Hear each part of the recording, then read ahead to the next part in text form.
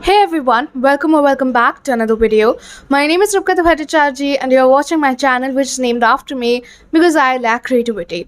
In today's video, as you've seen from the thumbnail, we'll be talking about three very popular books. The first, The Song of Achilles by Madeline Miller, Red, White and Royal Blue by Cassie McQuiston, last but not the least, They Both Die at the End by Adam Silvera. In this video, I'll be discussing the reasons for the popularity of these books. Compiled with the reasons, I'll talk about why I dislike their popularity and why I dislike the books themselves in individual reviews at the end of the video. There's timestamps in the description, so if you want to jump around, watch whatever part you want to or whatever part you're here for, you're welcome to do so, but I'd recommend you and request you to watch the entire video from the beginning to the end, just because it makes more sense and just because your view helps me a lot. So if you like this video, make sure to like, share and subscribe, and with that out of the way, let's dig right in. So for the first sector of this video, we'll be discussing the reasons for these books' popularity and some things that I find riveting about their popularity as well and the way they are recommended all the time. And I'm going to be looking down at my lap for certain moments in this video because I've already written out everything that I wanted to say, because I felt like writing it down would help me articulate it better and also get my thoughts in a line. As you've seen that in most of my videos, where none of them are scripted, none of my videos are actually scripted, I bubble a lot. I do not have my thoughts in a straight line. I cannot articulate my thoughts to you properly, which is the major reason why I have written it down. So without further ado and without me interrupting this video anymore, let's begin right into the discussion.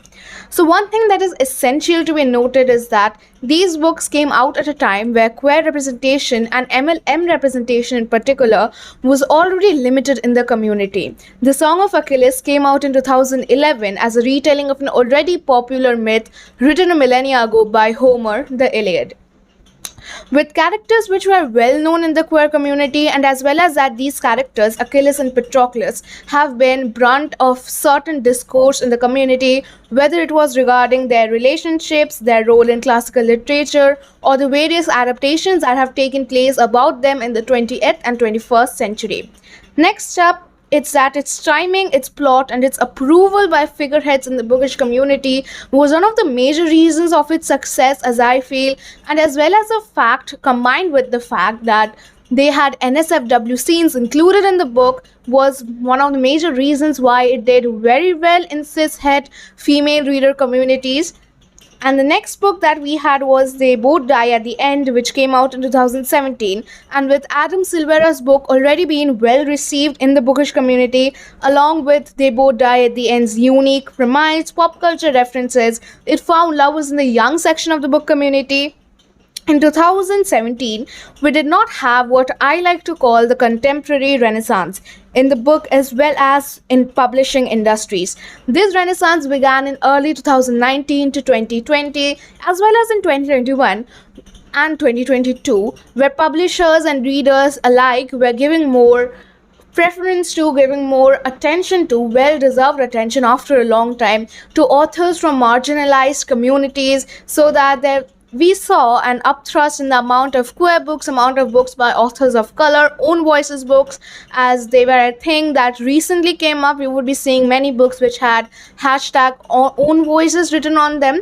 So we did not have this thing in 2017. At that point, especially in the contemporary genre, we would not get any books that were about queer joy or joy of characters of color in particular, which is why I think that They Both Die at the End did so remarkably well within the younger sectors of the community. Even with its sad premise, even with its tragic end, it was something that was seen as refreshing, as new among many readers, especially those belonging to queer groups. And as this book also featured a character of color, many people belonging to those communities as well were drawn to it, and many readers also read it because of the intense hype surrounding the book. Lastly, Red, White, and Royal Blue, the latest of the three, came out as a book in the new adult genre. It was not YA, which are books meant for 12 to 18-year-old, and neither was it an adult book, which is a book meant for people who are above the age of 18. It was a new adult book, which is an unofficial genre where books usually fall between the young adult and the adult genre. Most recently, it has been given a definition by many figureheads in the bookish community as well as publishers that it is a genre meant for 18 to 25 years old. Particularly, I see it as a genre which can be a safe space for the older sections of the young adult community, which are readers from the age of 15 to 18, as well as for readers who are looking for something to read, something that is akin to YA but cannot reach for YA since it seems more immature to them. They also read new adult books. Red, White, and Royal Blue's popularity was brought about by its hype on platforms like BookTok and Bookstagram, who have gained immense agency in swaying book sales and publishing industry's choices, as well as the popularity and maintenance of certain authors. Now we'll move on to why I dislike their popularity and their presence everywhere I go.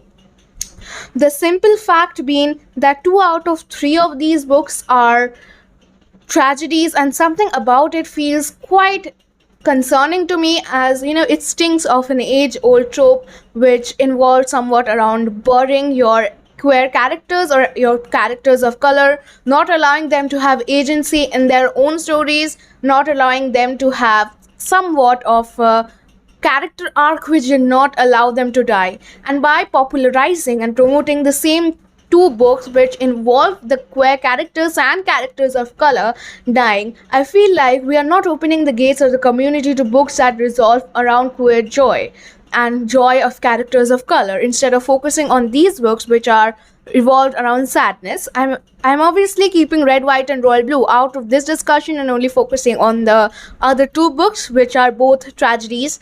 And please don't tell me I spoiled it for you. They both die at the end is the title of that book, and the Song of Achilles is from a millennia old myth. It's like knowing that Darth Vader was the father in Star Wars.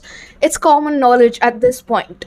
And of course, it's okay to read, write, and enjoy tragic stories, but by, again, as I said, by promoting and centralizing the tragic stories, making them the most popular books with queer representation as well as with characters of color. If I remember correctly, one of the love interests in They Both Die at the End was a character of color, as well as I think Patroclus was also written as a character of color in the Song of Achilles. It is quite discerning that we keep promoting the same books instead of opening the gates for new authors who are writing books focused on joy instead of sorrow all the time. Let's cover my last point before we move on to my individual reviews of the books. A quite prominent thing done by certain people is in the book community is reading only these 3 books and calling it that they read diversely. This is especially prominent among ally communities as well as in communities which have white allies who keep on making a book list titled Queer Books Featuring Characters of Color or Books Featuring Characters of Color, and keep on including these 3 books along with the 7 Husbands of Evelyn Hugo if we are lucky. Don't get me wrong, these books are particularly well done perhaps, and they are also well received, well liked in the community. They also feature characters of color, but by doing so, we keep on centralizing the narrative around white authors instead of moving out of their comfort zones and reading books that are actually written by authors of color and featuring queer characters. Because if you see the difference between a white person writing an Indian character and an Indian person writing an Indian character, there's a big difference. I'm not saying that white authors do not do representation well. With the good research, with sensitivity readers, they can do it well as well. But when we keep on centralizing the narrative around white authors, we are taking that platform away from an author of color who is also writing about queer characters, who can also be writing a better book that already exists. When we keep talking about the same 3 books, we are closing the door for new and upcoming books to be discovered, to be promoted, and to be read by people around the world as well. Now finally, we have come on to my individual reviews for each books and particular plot related and critical reasons why I dislike them. So first we'll talk about the Song of Achilles, which is perhaps the most popular and the most well-liked books among these three, and also the one that I dislike the most. So the Song of Achilles is, as I said, a retelling of Homer's The Iliad, a popular millennia-old book, classical book, a book that plays a huge role in classical literature, a book filled with tragedies, fatal flaws, Greek mythology, etc. So my problem with the Song of Achilles is, even with its verbose, grand writing style, it does not stand as an original book. A retelling is something that reimagines the characters in a new place, with new situation, with new conflict and stakes added in. What I felt like the Song of Achilles was just fan fiction of the Iliad.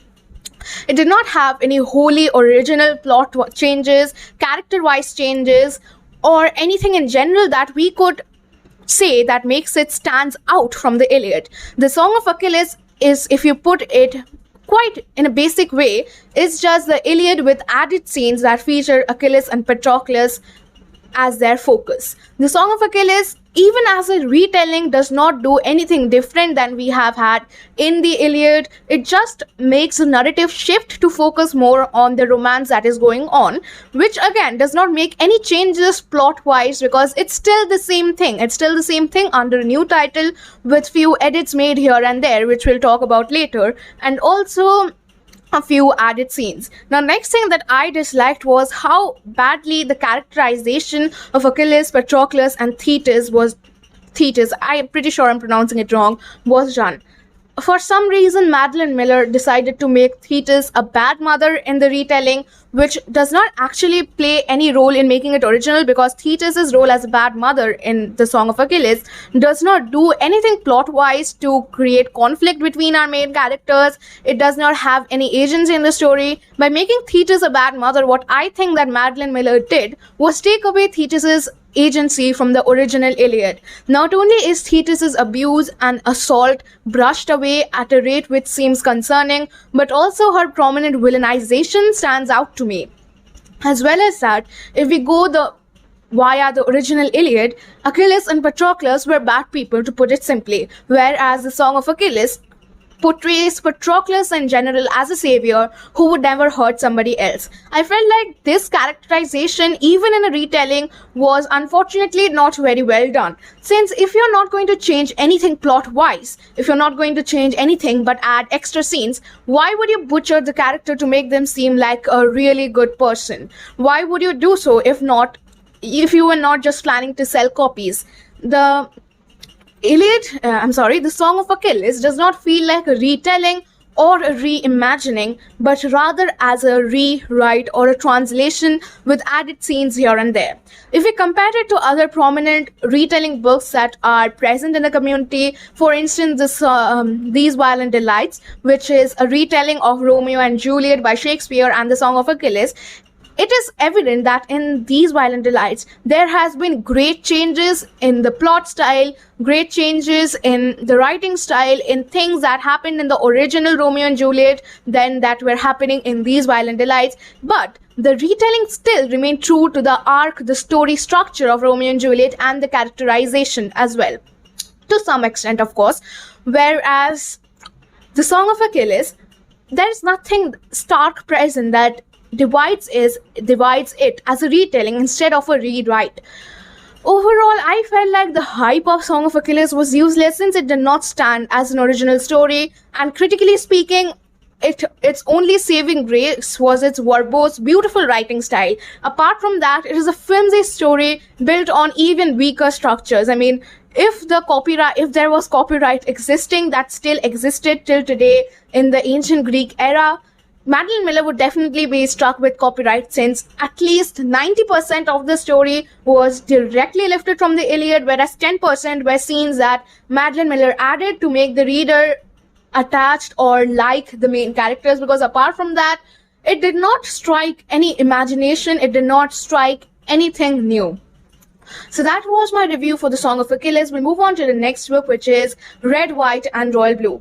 Now, Red, White and Royal Blue is something that I'd call mediocre. Red, White and Royal Blue is not that good, to be honest. It has a writing style which is bad, poorly written with choppy and disconnected scenes, it has no saving grace for it except for multiple NSFW scenes, which make it more thick in general, because if we cut out the NSFW scenes, the plot is not there, it's non-existent. Now, as a romance book in the new adult genre and many romance books that are coming out in the future, I feel like especially adult romance in general has their chosen demographic as teenage book talkers instead of actual readers who are not present on these platforms, which is a major reason why most of these books are 90% banter among the main characters, 5% NSFW scenes, and the remaining 5% is a plot structure with a satisfying ending. And I think Red, White, and Royal Blue just ticked all of those boxes for me, which made me call it a bad book. And not only that, but one of the main characters here is meant to be Hispanic, and a lot of Hispanic readers and reviewers have pointed out that he was just badly written. The representation in the book was poorly done as well. Moving on from that, one thing that I can mention that our centralization of white authors keeps misrepresentation and poor representation prominent in the community, in the bookish community, as well as in the publishing industry. So if we look apart from Red, White, and Royal Blue and go on to center some more books which are actually written by characters of color, this poorly written representation could be avoided in the future. And last but not the least, They Both Die at the End is another book that was just mediocre. But for a YA book, it was proper. It was a book that a lot of people in the younger demographics of the young adult community would enjoy. But in particular, I did not enjoy it as much. I mean, the book was written quite badly. I'll come on to that. So basically, we had our two main characters, Matteo and Rufus, with their point of view chapters, but in the middle, few random characters who would die in like 2 chapters were included as well. Their point of views created this sudden disconnect between the scenes and between the plot line and these breaks in the pacing that was quite annoying to read as a person who was wishing to review it and who was also having high expectations from the book.